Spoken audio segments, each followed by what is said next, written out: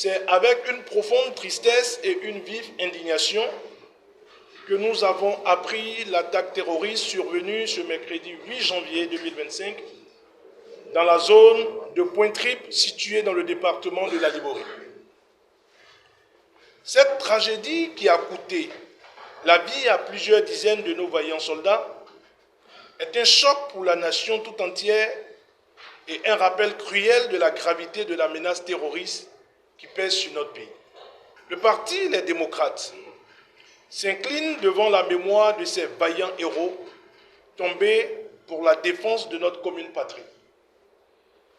Le parti Les Démocrates adresse ses condoléances les plus attristées aux familles endeuillées et exprime sa solidarité à tout le peuple béninois en ces moments difficiles. La lutte contre le terrorisme est un défi immense, mais pas insurmontable. Des pays comme l'Algérie ont montré qu'il est possible de venir à bout de cette menace grâce à une stratégie nationale globale et coordonnée. La barbarie terroriste de ce 8 janvier 2025 nous interpelle tous et nous impose de conjuguer ensemble nos efforts pour vaincre ce mal qui inquiète et menace de plus en plus l'intégrité de notre territoire national. Le mutisme et l'absence de réaction prompte du gouvernement frisent une incapacité à proposer des solutions durables et efficaces face à cette barbarie qui frappe nos populations et nos forces de sécurité et de défense. Le parti Les Démocrates prône l'union des forces de tous les enfants du pays pour venir à bout de cette gangrène. Le parti Les Démocrates propose une réponse globale articulée autour de 3 axes. 1. Le renforcement de la coopération régionale. Ce renforcement sera matérialisé à travers la mise en place de brigades mixtes, ou plus communément appelées groupements tactiques interarmés.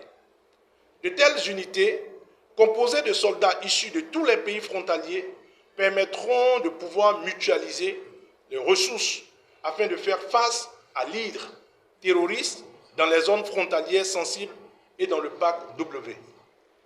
Cette stratégie de coopération internationale permettra aussi le partage systématique des renseignements pour une riposte rapide et efficace, ce qui permettra de suivre les groupes terroristes qui vont et viennent entre nos différents pays et les éradiquer.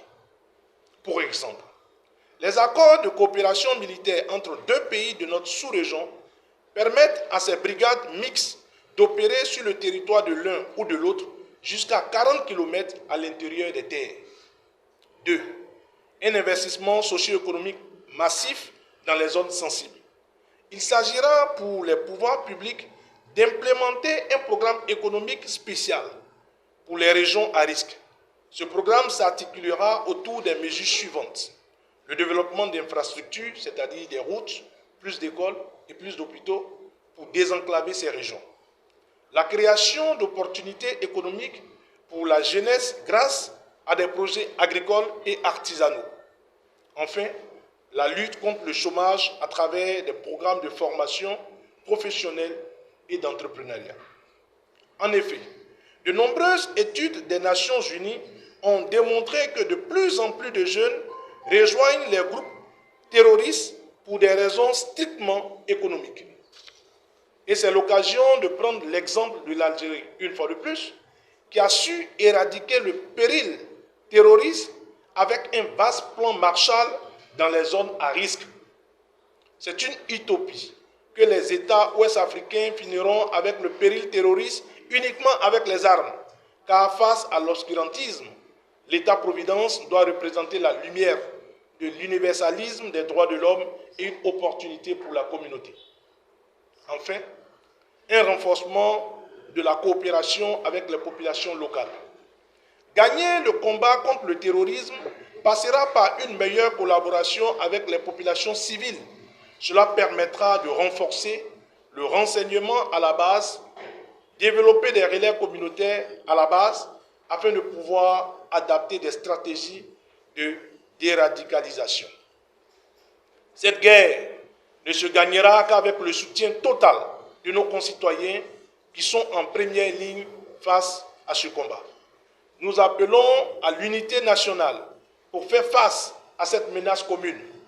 Le Parti Les Démocrates réitère sa proposition de décréter 3 jours de deuil national et la mise en berne du drapeau national en hommage à nos martyrs tombés le 8 janvier 2025.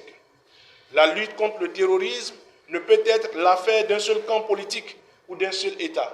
Nous devons conjuguer toutes nos forces militaires, économiques et sociales pour protéger notre patrie et construire un avenir de paix et de stabilité pour le Bénin. Que la mémoire de nos vaillants héros inspire en chacun de nous une détermination renouvelée à défendre notre nation.